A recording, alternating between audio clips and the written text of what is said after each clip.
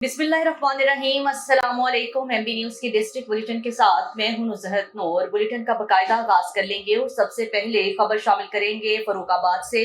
राना वसीम असलम की रिपोर्ट के मुताबिक जहां पर तरीके लब्बैक की कॉल पर तमाम शहरों की तरह फर्रुखाबाद में भी कुरान पाक की बेहुरमती के खिलाफ एहतजाज किया गया। तरीके लब्बैक पाकिस्तान की अपील पर पूरे मुल्क की तरह फर्रुखाबाद में भी हालिया दिनों स्वीडन में कुरान पाक की बेहुरमती के खिलाफ तहफ़्फ़ुज़ कुरान पाक और फलस्तीनी मुसलमानों के साथ इजहार यकजहती के लिए रैली निकाली गई। रैली मिलाद चौक से शुरू होकर रेलवे रोड अप्रोच रोड से होती हुई लारी अड्डा पहुंचकर इख्तिताम पजीर हुई।